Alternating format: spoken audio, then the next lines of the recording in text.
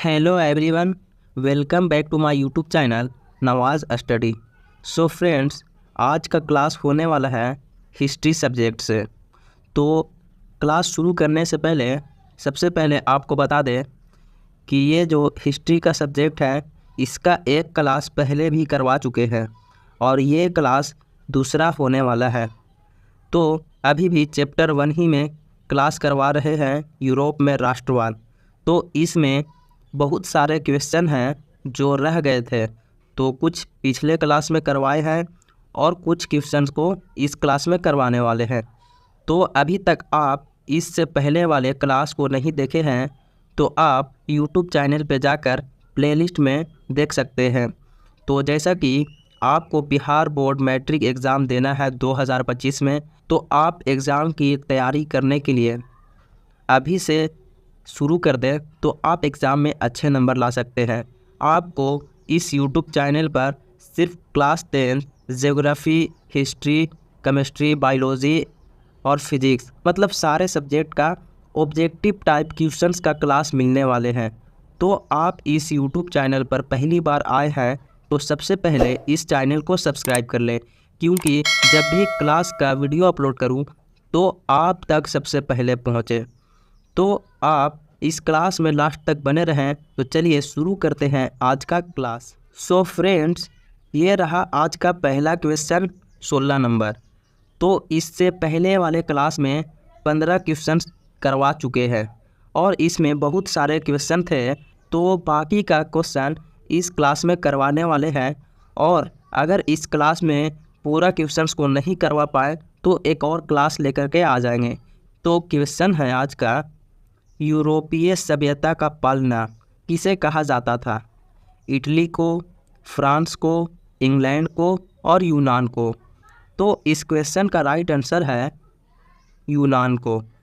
यूरोपीय सभ्यता का पालना किसे कहा जाता था? तो यूनान को कहा जाता था। नेक्स्ट क्वेश्चन है, यूरोप का मरीज़ किसे कहा जाता था? यूरोप का मरीज़ किसे कहा जाता था? तुर्की को, मिस्र को, यूनान को और पोलैंड को। तो इस क्वेश्चन का राइट आंसर है तुर्की। तुर्की को यूरोप का मरीज़ कहा जाता था। और ये क्वेश्चन वेरी इंपॉर्टेंट क्वेश्चन है, एग्ज़ाम में पूछे भी जा सकते हैं। तो नेक्स्ट क्वेश्चन है, एड्रियानोपुल की संधि 1829 में किनके बीच हुई थी? एड्रियानोपुल की संधि किनके बीच हुई थी? तो यहाँ से आप दो क्वेश्चन आसानी से समझ सकते हैं। एड्रियानोपुल की संधि कब हुई थी? तो 1829 में। और दूसरा क्वेश्चन है कि किनके बीच हुई थी? तो ऑप्शन है तुर्की और इंग्लैंड, तुर्की और रूस, तुर्की और मिस्र और तुर्की और फ्रांस। तो इस क्वेश्चन का राइट आंसर है खा। तुर्की और रूस के बीच एड्रियानोपुल की संधि हुई थी, जो कि 1829 में हुई थी। तो नेक्स्ट क्वेश्चन है, यूनान की स्वतंत्रता संग्राम में किसकी प्रजय हुई थी? यूनान की स्वतंत्रता संग्राम में किसकी प्रजय हुई थी? ऑप्शन है यूनान की, तुर्की की, रूस की और फ्रांस की। तो इस क्वेश्चन का राइट आंसर है खा, तुर्की का प्रजय हुआ था। यूनान की स्वतंत्रता संग्राम में तुर्की की प्रजय हुई थी। तो नेक्स्ट क्वेश्चन है, किस संधि द्वारा स्वतंत्र यूनान राष्ट्र की स्थापना हुई? किस संधि द्वारा स्वतंत्र यूनान राष्ट्र की स्थापना हुई? ऑप्शन है यूनान की संधि द्वारा, एड्रियानोपुल की संधि द्वारा, कुस्तुनतुनिया की संधि द्वारा और प्राग की संधि द्वारा। तो इस क्वेश्चन का राइट आंसर है गा, कुस्तुनतुनिया की संधि द्वारा हुई थी। किस संधि द्वारा स्वतंत्र यूनान राष्ट्र की स्थापना हुई थी? तो कुस्तुनतुनिया की संधि द्वारा स्वतंत्र यूनान राष्ट्र की स्थापना हुई थी। तो दोस्तों, आपको ये क्लास अच्छा लग रहा है तो आप इस क्लास को लाइक कर दीजिए और चैनल को भी सब्सक्राइब कर लीजिए। तो नेक्स्ट क्वेश्चन है,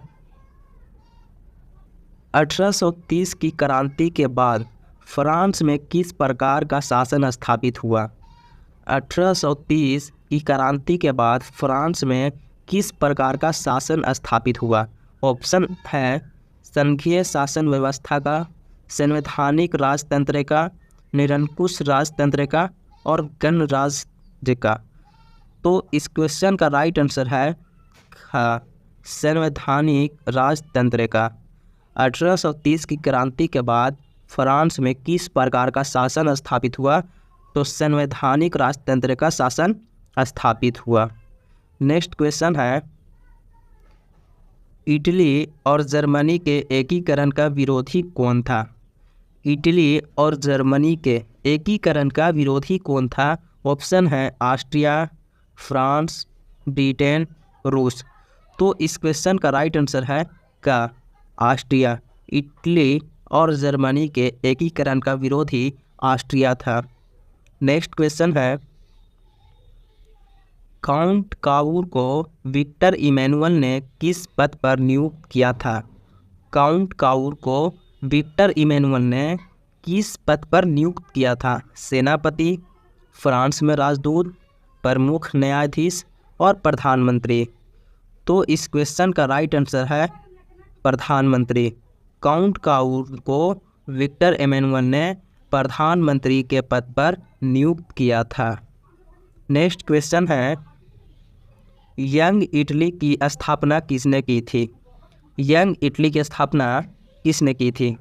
ऑप्शन है मेजनी ने, काउर ने, गैरीबाल्डी ने और बिस्मार्क ने। तो यंग इटली की स्थापना किसने की थी? तो इसका राइट आंसर है मेजनी ने। मेजनी ने यंग इटली की स्थापना की थी।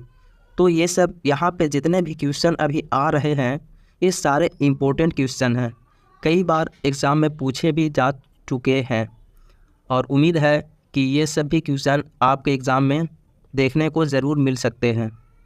तो आप ध्यान से हर क्वेश्चन को देखिए, समझिए और ज़्यादा से ज़्यादा याद करने की कोशिश करिए। नेक्स्ट क्वेश्चन है यंग यूरोप का संस्थापक कौन था? इस बार क्वेश्चन है यंग यूरोप का संस्थापक कौन था? ऑप्शन है मेजनी, काउर, गैरीबाल्डी और विक्टर इमैनुअल। तो यंग यूरोप का संस्थापक कौन था? तो इसका भी राइट आंसर है मेजनी। यंग यूरोप का संस्थापक था मेजनी। नेक्स्ट क्वेश्चन है लाल कुर्ती का गठन किसने किया था? लाल कुर्ती का गठन किसने किया था? ऑप्शन है मेजनी ने, काउर ने, गैरीबाल्डी ने और बिस्मार्क ने। तो इस क्वेश्चन का राइट आंसर है गैरीबाल्डी। गैरीबाल्डी ने लाल कुर्ती का गठन किया था। तो ये भी इम्पोर्टेंट क्वेश्चन है, ये सब आप क्वेश्चन को याद करते जाइए। नेक्स्ट क्वेश्चन है फ्रेंड्स ऑफ इटली नामक संस्था का गठन किसने किया था? फ्रेंड्स ऑफ इटली नामक संस्था का गठन किसने किया था? ऑप्शन है जियोबार्टी ने, चार्ल्स एल्बर्ट ने, विक्टर इमैनुअल ने और मेजनी ने। तो इस क्वेश्चन का राइट आंसर है मेजनी। मेजनी ने फ्रेंड्स ऑफ इटली नामक संस्था का गठन किया था। तो नेक्स्ट क्वेश्चन है नवगुएल्फ आंदोलन कहाँ हुआ था? नवगुएल्फ आंदोलन कहाँ हुआ था? ऑप्शन है इटली में, जर्मनी में, फ्रांस में और ब्रिटेन में। तो इस क्वेश्चन का राइट आंसर है इटली। नवगुएल्फ आंदोलन कहाँ हुआ था? तो इसका राइट आंसर है इटली। इटली में नवगुएल्फ आंदोलन हुआ था। नेक्स्ट क्वेश्चन है कार्बोनारी की स्थापना किस वर्ष हुई थी? कार्बोनारी की स्थापना किस वर्ष हुई थी? ऑप्शन है 1810, 1815 में, 1830 में और 1854 में। तो इस क्वेश्चन का राइट आंसर है 1810 में। कार्बोनारी की स्थापना किस वर्ष हुई? तो 1810 में हुई।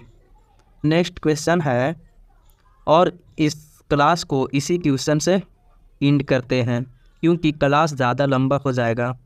बाकी का क्वेश्चन नेक्स्ट क्लास में करवा देंगे। तो क्वेश्चन है, मेजनी का संबंध किस संगठन से था? मेजनी का संबंध किस संगठन से था? ऑप्शन है लाल सेना, कार्बोनारी, चेका और लाल कुर्ती। तो मेजनी का संबंध किस संगठन से था? तो इसका राइट आंसर है ख, कार्बोनारी। मेजनी का संबंध कार्बोनारी संगठन से था। तो दोस्तों ये क्लास यहीं पर समाप्त करते हैं, और जो भी क्वेश्चन इस चैप्टर से रह गए हैं वो नेक्स्ट क्लास में करवाते हैं। तो आप ज़्यादा से ज़्यादा ये MCQ का क्लास देखिए, और जो भी इम्पोर्टेंट MCQ है आप उसे याद कर लीजिए या आप अपने कॉपी में नोट कर लीजिए, और आप एग्ज़ाम की तैयारी अभी से ही करते रहिए, क्योंकि आपके पास अब एग्ज़ाम का समय है जो धीरे धीरे बहुत कम होते जा रहा है। तो फिर मिलते हैं बहुत जल्द नए क्लास के साथ। जय हिंद।